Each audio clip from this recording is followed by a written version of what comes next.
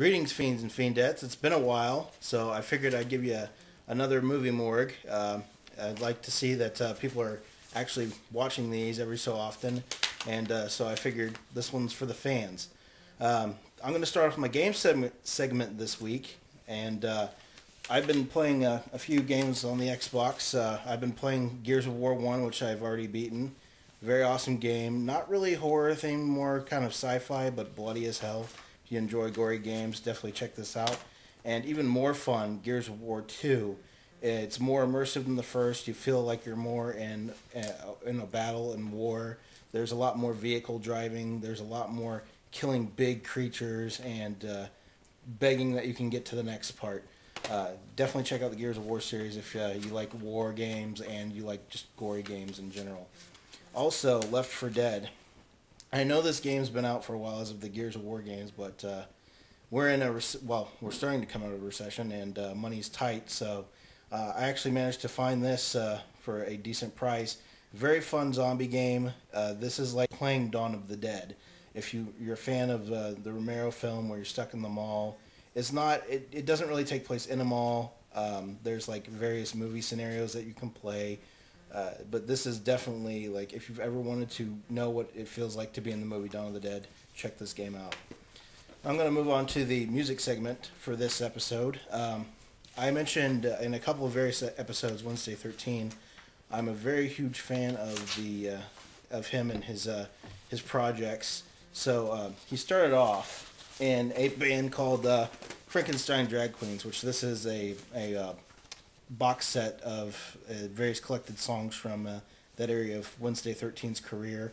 And of course it features artwork by Toxic Tunes, Eric Pigors on the box. And with the success of Slipknot and various members broke off into various side projects, drummer Joey Jordison of Slipknot has helmed guitar with Wednesday 13's backing vocals on Murder Dolls, which actually some of these songs on the Murder Dolls album were rehashed Frankenstein Drag Queen songs. Very good. Joey Jordison is as amazing on guitar as he is on the drums. Check it out if you like Wednesday 13 and Slipknot.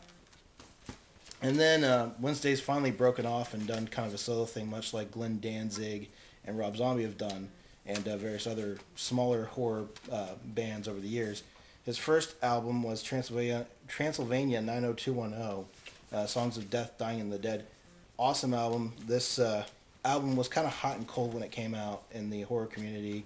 I enjoy it. It's the most fun I've had listening to a horror album since Rob Zombie and the Misfits and stuff like that. It's a very good time. I love the song titles, such as House by the Cemetery, based off the Lucio Fulci movie, which I'll get more into Fulci here in a minute.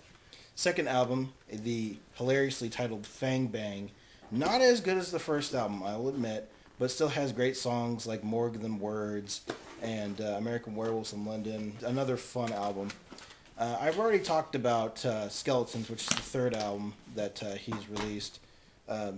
Definitely better than Fang Bang, but still doesn't top Transylvania 90210, but still worth checking out.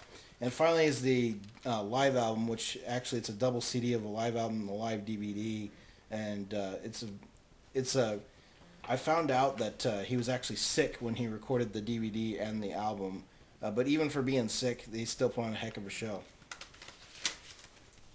And that wraps up the music segment almost.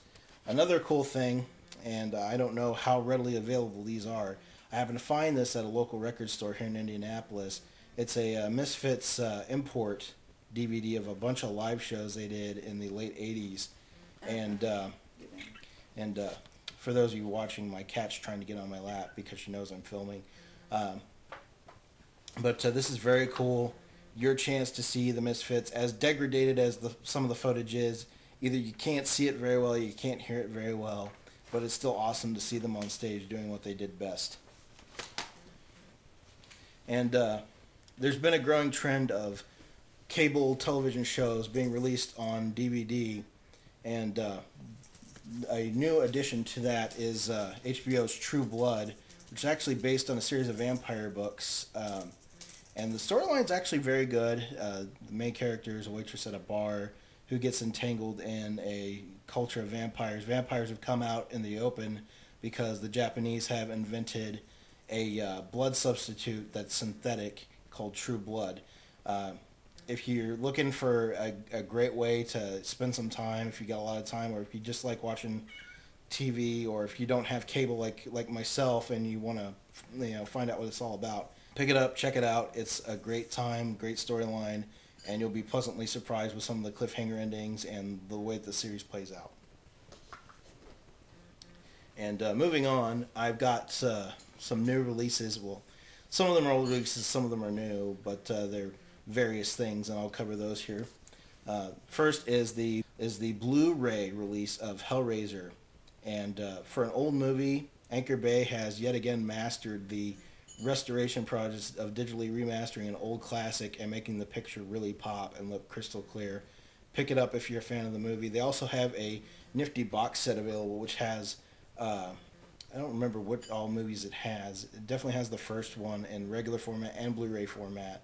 A ton of extra features and a nifty little puzzle box that comes apart. But I already have the nifty British box set, which has the first 3 films and a bonus disc, which can only be played on multi-region players, or a Region 2 player, obviously. Very cool. If you have a Region 3 player, pick it up.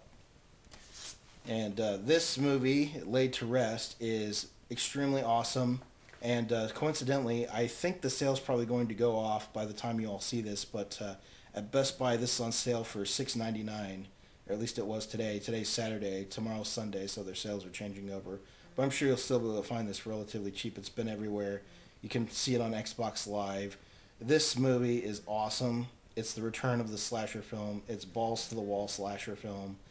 Gore galore, tons of blood, great kill scenes, a chrome-skulled killer, and there's one shot, you see the hearse throughout the film, but there's one shot in particular where you see his hearse, and the airbrush design on the side that says Last Ride. Oh my god, that's the hearse I want to drive. Pick up this movie if you haven't seen it yet. It's bloody, it's awesome, you'll enjoy. Next is the third and final movie in the Feast trilogy, Feast: The Happy Finish. And there's Feast: Sloppy Seconds, and of course the original Feast, which features such actors as Jason Mewes and the musician Henry Rollins. All of the movies in the trilogy are raunchy, great, awesome. The movie also features, I believe his name's John Gulager, who was in the original Return of the Living Dead. Very awesome movies, all of them. Check them out. Great fun. And now we're on to the main segment of this movie morgue, which is Lucio Fulci. Lucio Fulci is a name that I often talk about when I'm talking about movies. And I greatly admire the man's work, and it's very tragic that he had to pass away so suddenly. Well, it wasn't really sudden per se, but it was certainly sad to see him go before he probably should have left this earth. He has a great body of work. And granted, as he got further along in his career, things kind of got watered down. Some of his films weren't as great. Yet the films that he did do, the ones that are more noted, are definitely etched in the horror cinemascape as today, and have become more prevalent ever since Quentin Tarantino had helped re-release The Beyond with Rolling Thunder Pictures, which if you see some of my previous movie morgues, you'll see me talking about The Beyond and other Lucio Fulci movies. And I don't know if you can see behind me, but there's also a Lucio Fulci zombie poster behind me, so I highly regard this director in many ways and many levels. He will be missed. He was a great director. And without further ado, I'm going to start talking about some of his great films.